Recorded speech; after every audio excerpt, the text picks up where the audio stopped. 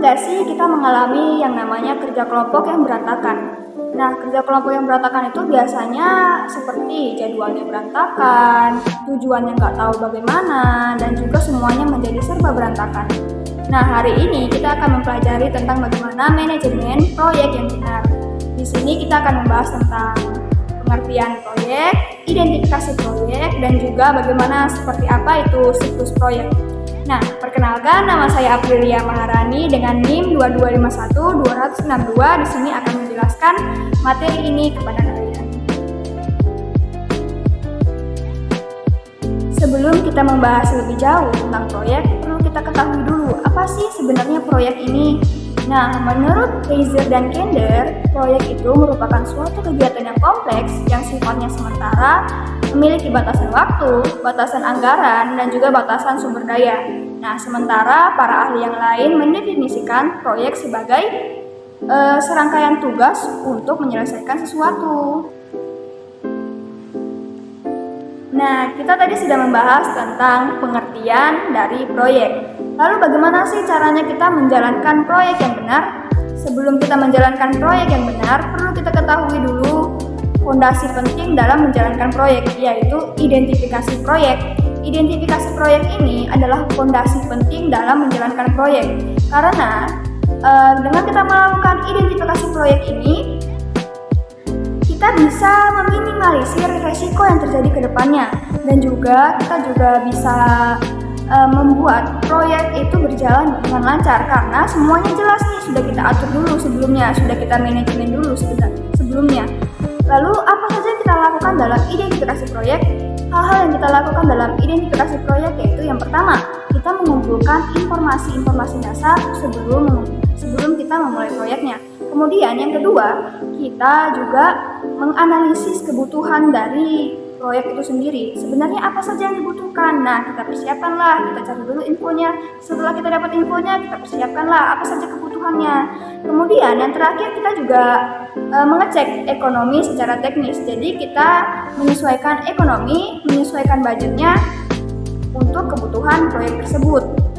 Nah, kalau identifikasinya sudah tepat, kita bisa menganalisis apa sih resiko kedepannya. Nah, kita juga bisa meminimalisir resiko kedepannya seperti apa. Jadi semuanya itu jelas. Setidaknya walaupun ada yang tidak bisa ditebak, kita itu sudah ada persiapannya. Kita sudah mencari tahu lebih dahulu, sudah melakukan riset.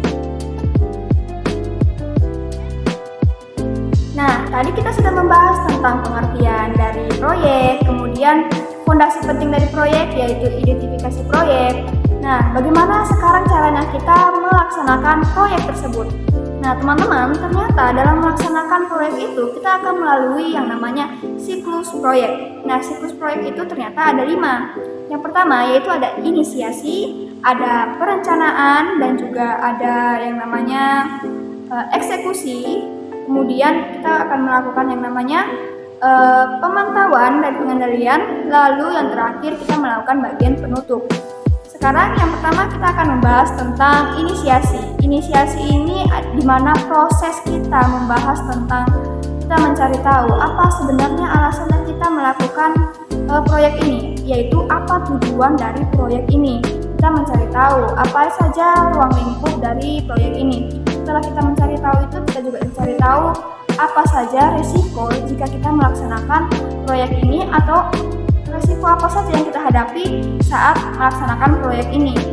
Kemudian yang kedua tadi kita membahas tentang perencanaan. Nah, setelah kita mengetahui semua informasi itu, kita mulai menyusun rencananya, kita mulai menyusun jadwal dari proyek tersebut. Kita juga mulai mengukur anggaran dan juga menggunakan anggaran itu sesuai kebutuhan dari proyek tersebut. Kita bisa manajemen anggaran dan manajemen bagaimana rencana yang baik itu ke depannya seperti apa, bagaimana rencana yang strategis untuk proyek tersebut. Kemudian kita tiba di fase yang namanya eksekusi. Nah, fase-fase eksekusi ini adalah fase di mana kita mulai menjalankan rencana kita, menjalankan proyek tersebut berdasarkan rencana dan berdasarkan tujuan awal kita ingin melaksanakan proyek tersebut. Kemudian ketika kita sudah selesai melaksanakan proyek tersebut, kita masuk ke fase yang namanya pemantauan dan juga pengendalian. Kita memantau kinerja dari proyek tersebut. Kita memantau apakah proyek tersebut sudah sesuai dengan tujuan dari awal. Kemudian kita melakukan pengendalian, kita menyesuaikan apa saja yang kurang, menyesuaikan bagaimana supaya proyek itu berjalan dengan baik.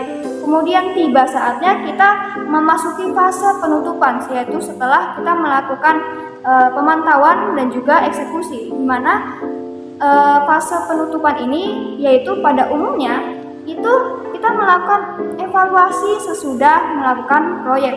Nah, kita evaluasi nih apakah proyek tersebut sesuai.